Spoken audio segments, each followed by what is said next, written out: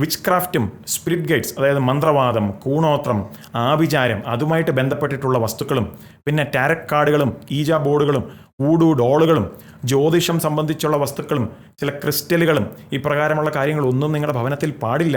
കാരണം തിരുവെഴുത്ത് പറയുന്നുണ്ട്, ദൈവമല്ലാതെ മറ്റൊരു സ്രോതസ്സിൽ നിന്ന് നമ്മൾ ഗൈഡൻസ്, നടത്തിപ്പോ അല്ലെങ്കിൽ നമ്മളെ വഴി നടത്തുവാനായിട്ടുള്ള ജ്ഞാനത്തിനായി ചോദിക്കരുതെന്ന്.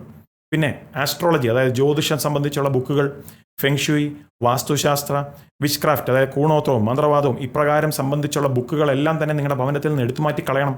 പിന്നെ ഒക്കൾട്ടിൻ്റെ എലമെൻസ് ഉള്ള നമ്മുടെ കുഞ്ഞുങ്ങളൊക്കെ പലരും വായിക്കുവാൻ സാധ്യതയുള്ള ഹാരി പോട്ടർ പോലെയുള്ള ബുക്കുകൾ, മന്ത്രവാദവും പൈശാചികപരമായിട്ടുള്ള കാര്യങ്ങളുമായി ഡീൽ ചെയ്യുന്ന ബുക്കുകൾ, പിന്നെ യൗവനക്കാർ തൊട്ട് മുകളിലോട്ട് പലരും കൈവശം വെക്കുന്ന പോർണോഗ്രാഫി സംബന്ധിച്ചുള്ള അശ്ലീലപരമായിട്ടുള്ള ചില ബുക്കുകളും മാഗസിനുകളും ഇപ്പോൾ മൊബൈൽ ഫോണിനകത്ത് തന്നെ സ്റ്റോർ ചെയ്തിരിക്കുകയല്ലേ പലരുടെയും കമ്പ്യൂട്ടറിലും, അതുപോലെ തന്നെ സ്മാർട്ട് ഫോണിനകത്തൊക്കെയുള്ള ചില ഫയലുകൾ, ഇവയെല്ലാം തന്നെ എടുത്തു മാറ്റി കളയണം.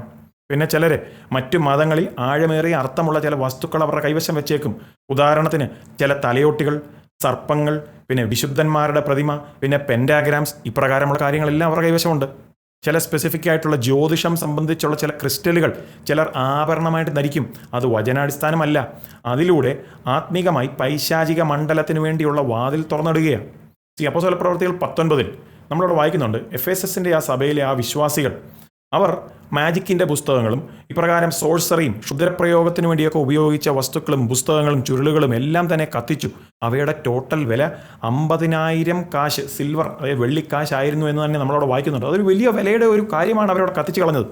എന്നിട്ടാണ് നമ്മൾ വായിക്കുന്നത്, വചനം വളരെ ശക്തിയോടുകൂടി തന്നെ അവിടെ പരന്നു വന്നു.